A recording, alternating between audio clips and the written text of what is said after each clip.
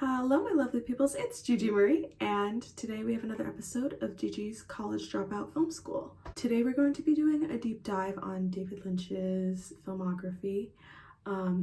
He unfortunately passed away last month. I have two more videos that are coming out that are going to be more on this. One of them is going to be fully dedicated to Twin Peaks and Fire Walk with Me. I might do that last. But the next one that I'm gonna do is all of, his later works: Mulholland Drive, Inland Empire, Lost Highway.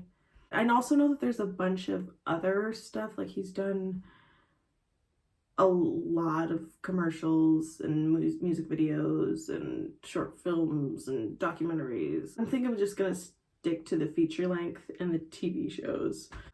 Also, I forgot to say, spoiler alert, this is probably gonna be some spoilers that are gonna be spoiled for you. I don't know.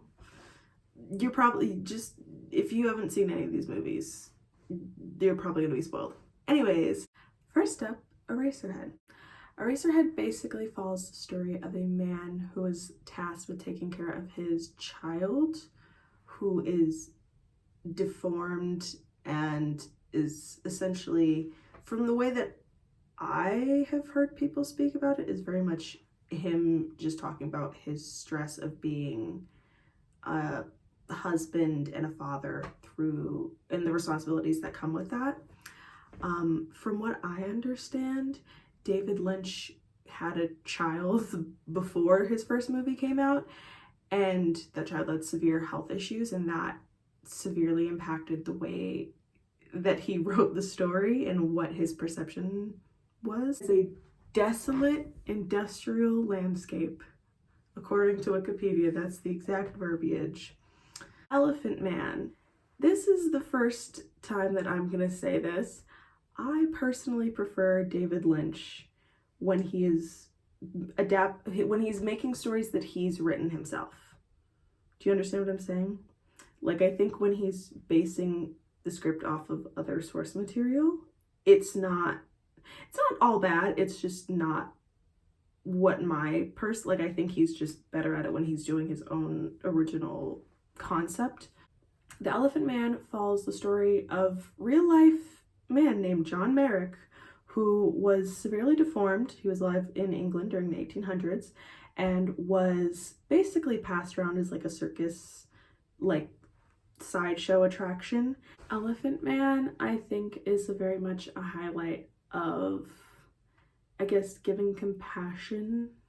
Elephant Man, I would say, is very much a analysis of how people treat those with compassion and testing who we have compassion for, and what we see as acceptable in people. I don't know why I said it like that. It's how we judge others. Essentially, that's what I'm trying to say. In comparison to some of the other films that he's done, it was specifically upsetting to watch because it was just really depressing and sad. In the context of it being something that I didn't enjoy as much, it didn't feel as Lynchian. It wasn't as immersed in surrealism as some of his other works, and obviously it was a good, well done movie. He had a lot of amazing actors, John Hurt and Anthony Hopkins, but I think it was just really, it was an amazing movie, but it was hard. It was just like depressing. It was really sad. I don't know how to say, I don't know what more to say honestly on it, but it's a beautiful movie though. It's completely in black and white, and it feels very timeless in that sense. But it just wasn't my favorite of all of his. I still liked it though, but it was still just, I have mixed feelings about it. Anyways. Down. So I'm not gonna go over the plot of Dune because there's already another movie that has been made that I'm sure a lot of film people have seen, the Denis Villeneuve version. However, the 1984 version that was directed by David Lynch is also, again, another example of, it's not my favorite when he does other source material, but it was very much more in his style, and it embraced some of the more kind of extravagant parts of David Lynch's work. It's the only one that's not, it's like a very explicit sci-fi setting, which I think is very much unique from the rest of his films. This is very much like a genre that he has only ever really touched with Dune. This is also his first time working with Kyle MacLachlan, who's gonna come up with a lot within the next couple of episodes. But young Kyle MacLachlan, he was on, honestly, some of his acting was probably so ridiculous in terms of his like expression. It feels more akin to like a 1980s sci-fi that's kind of, if you want that specific style, it feels more closer to that than any like specific David Lynch movie tropes. Like it does feel Lynchian, but because of the setting, it feels like there's a filter on it that's not completely David Lynch and more so just like 80s fantasy sci-fi type deal. So, but it is, again, I prefer the newer Denis Villeneuve one. But again, if sci-fi 80s is your bag, then maybe you could get into it. Blue Velvet. Blue Velvet's probably my favorite out of all of the early ones that we're talking about in this movie. In this video. This movie is very much meant to highlight the naivete of American suburbia. A massive part of what this movie is again a very like normal American boy basically getting himself involved with a crime syndicate. It was probably the most Lynch, like this was really when he came into his style where I'm like, oh, this is a David Lynch film to the core. Like this is very much like the strongest concentrate of the tropes that are associated with him. Some of the writing in it is hilarious because obviously the point of it is supposed to be very surreal and dreamlike and not completely realistic, but everybody is so underwhelmed by hearing anything that goes on in this movie. Like Laura Dern's character, she was not concerned had zero concern about hearing Kyle MacLachlan's character saying that he was going to break into a random woman's apartment.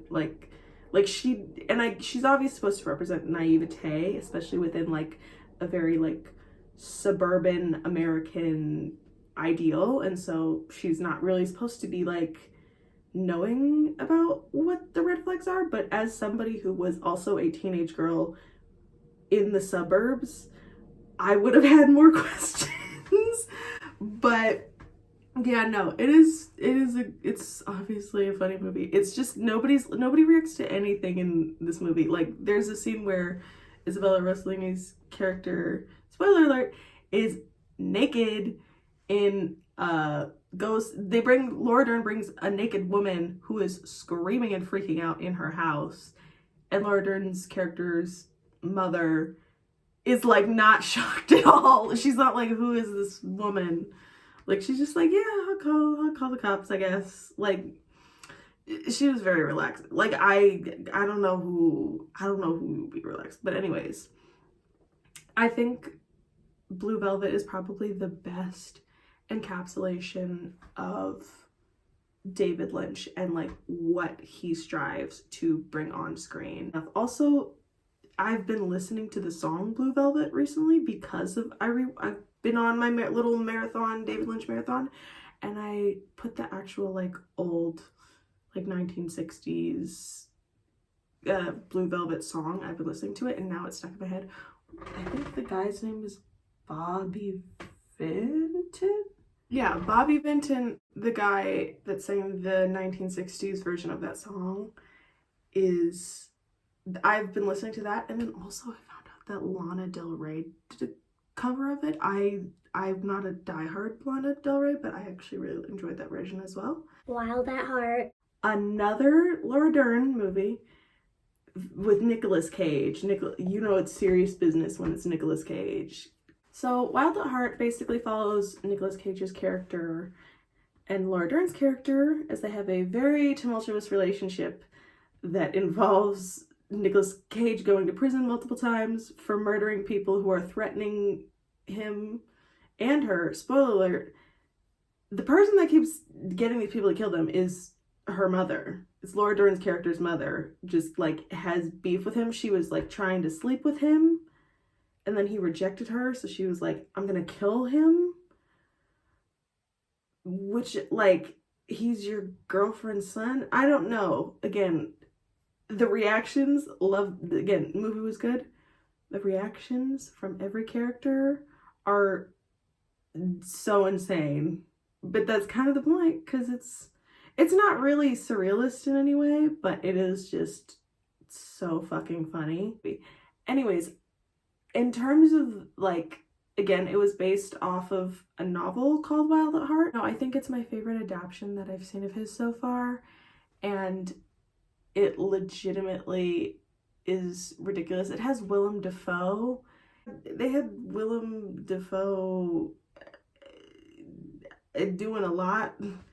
His teeth were looking more like way messed up. Again, Isabella Rossellini is another person that's worked with him. She, I believe, was in a relationship with David Lynch. I don't think they were married. She was in a relationship with him, so that's why she's in multiple movies with him. I think a massive part of the analysis of it is very much about, like, young love and two people on the run from shit, which is a tale as old as time and has been told many times. But yeah, no, I liked it. It was my favorite adaptation out of all of his, for sure. All right, lovely pupils. I would love to hear your analyses. What